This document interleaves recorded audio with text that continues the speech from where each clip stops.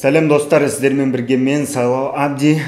Достар, бүгін сіздерге кішігірім бір мотивация болсын деп, екінші ниетім, мен өзімнің күнделікті жұмыс жасап жатқан жұмысымда қызықты бір жағдайлармен, қызықты бір кейстермен бөлісу мақсатында осы видеоны сіздерге арнап жатырмын. Қараңыздар. Алдымен қазір бұл видеода айтылатын екі оқиғаны айтпас бұрын, екі бір қызықты жағдайды айтпас бұрын бір нәрсені айтқым келіп жатыр. Қараңыздар, сіздердің араларыңызда Американың визасына тапсырудан қорқатындар бар. Ол бір. Одан кейін Американ визасына тапсырып көрмеген адамдар қорқатындар и Американ визасынан отказ алып қалудан қорқатындар. Отказ алғандар бар, және де олар қайтадан тапсырудан қорқатындар бар. Мен осындай адамдар бар. Осы бойынша мен сіздерге қазір бір удивительный, өте бір қызықты оқиғаны айтып бергім келіп жатыр. Және де соңында ол адамның біз жасаған результатын көрсетем. Қараңыздар, бір кісі бар бізде. Бұл кісілер Шымкенттен Америкаға өте қатты барғысы келген. 2015 жылдан бастап барғысы келеткен. Яғни мен Америкаға барған уақытта олар барғысы келіп жүрген екен. 2015-те 2012 жылдары олардың туысқандар болған, тараздікілер Америкаға кеткен, сол жақта тұрады. Сол кісілер айтқан, вот кел Америкаға жұмыс тауып береміз, виза алып кел, қандай да бір жолдармен болмасын деген секілді. Сөйтіп бұлар 2015 жылы Американ визасына тапсырады. Яғни ол Америкада таныстары және тараз кісілер фирма предлагать етеді, сол фирма өздері жасап берген. Сол фирмаменен барады, виза тапсырады.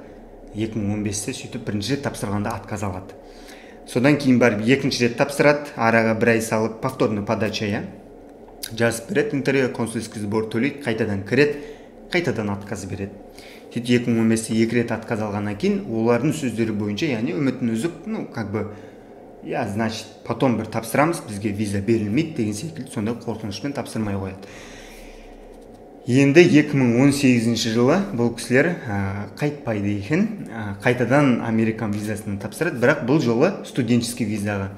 Процестің барлығы дәл сол күйінше басқа бір студенттік визамен айналысатын фирмаға барады, документтерін өткізеді, оплаталарын жасайды, Америкаға оқуға түсірткізеді, ол жерден шақырту алдырады, қажетті сборларын, сервистерін, айтуын бәрін төлеп, тіркеп, Қазақстанға әкеліп, интервьюға жазылып, интервьюға кіреді, үшінші рет тағы да отказ алады.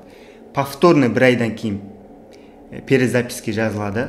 Дәл сол студенческий виза, дәл сол шақыртулармен, дәл сол документтерменен қайтадан қосымша документтерді көрсету үшін.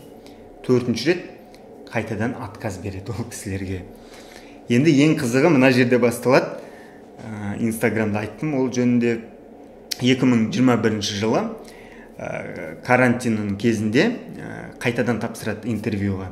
Сөйтеді де олар өкінішке орай осымен 5-ші рет семейный екеуі де бірге осындай отказ алады.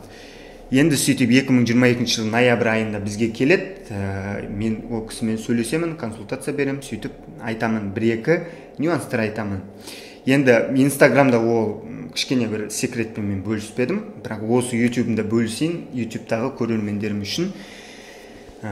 Мен ол кісіге әйеліңізді тастап, өзіңізді жазайық. Мен сізге қазір барлығы дұрыс, менің көзқарасым бойынша интервьюдің 100%-на алуымызға болады. Барлығы бір Құдайдың қолында. Сөйтіп интервьюға жаздық февраль айында. Февраль айында ана кісі кіріп, Америка визасын алып шықты. Осындай жағдай. 5 отказдан кейін осындай кісі өзінің визасын алып шықты. Енді мынандай нәрсе бар.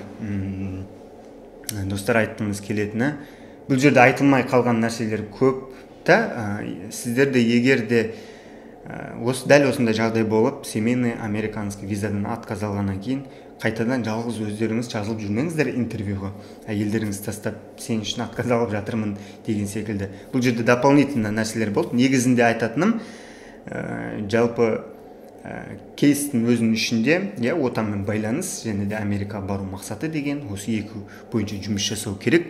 Бұл жерде біз ол кісіде кішкене отанмен байланысын жақсарту деген секілді осындай жұмыстарды атқарған болатынбыз. Міне 5 отказдан кейін, мен өмірімде ондай нәрсе болмаған, 5 рет отказ алып келіп, 6 рет тапсырткызып виза алып берди деген. Сол секілді осындай бір қызық жағдаймен сіздермен бөлісіп жатқандығым бар. Осындай. Келесі бір тағы да бір қызықты бір жағдай. Ол кісінің де қазір визасын мына жерге бүйтіп көрсетейін. Бұл кісі бізде Шәуілдірдің кісі, Түркістан облысы Шәуілдір елді мекенінен кісі, өзі құрылыс саласында осы уақытқа дейін жұмыс істеп еңбек етіп келе жатқан кісі екен.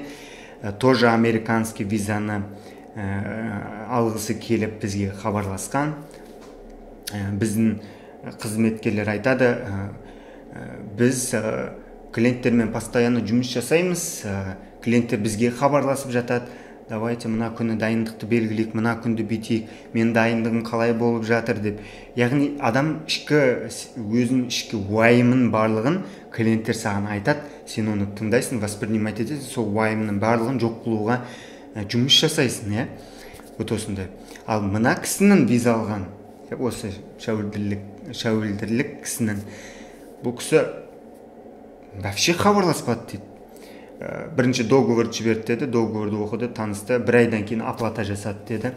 Оплата жасағаннан кейін документтерін бәрін реттестіріп қойып, шақыртуларын бәрін жасап, интервьюға жаздық.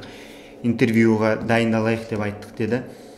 Сосын таблицада бізде тұрады, бірінші дайындық болды, екінші дайындық болды, үшінші дайындық болды, птичкалар қойылмаған мына клиентке. Сосын біздің қыздар оған звондайды, қашан дайындық өткіземіз, ол кісі айтады, ертең қолым бос, сөйтіп өткізіп, сонымен айтады, визаға дейін мен ол кісіні 2 рет көрдім дейді, 1 рет договорға отырып не алатын кезде, екінші рет Алматыға жолға шығайын деп жатқанда визаға дейді. Міне осы кісі тоже американский визасын алған, және де бір қызық нәрсе, пустой паспортпен ағылшын тілінде білмейді, орыс тілінде жеткілікті түрде, яғни біздің өзіміздің деңгейімізде сөйлейді екен, ешқандай шетелдерде болмаған. Жұмыста қарапайым құрылыс саласында жұмыс жасайды. Міне осы кісі американский 10 жылға визасын алды. Сол секілді достар, сіздерге айтқым келетіні, қорқатын еш нәрсе жоқ. Американ визасынан отказ алудан, тапсырудан бір сіздерге ент емес, ол білмеймін не үшін екен, өмірдегі барлық нәрседен қорқатындықтарыңызды қорықпаңыздар, сеніп тапсырылыңыздар.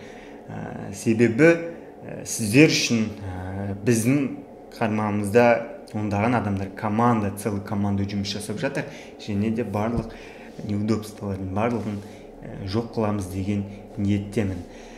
Видео ұнаған болатын болса, видеоға лайк басыңыздар. Сіздермен болған мен Сайлау Абдин.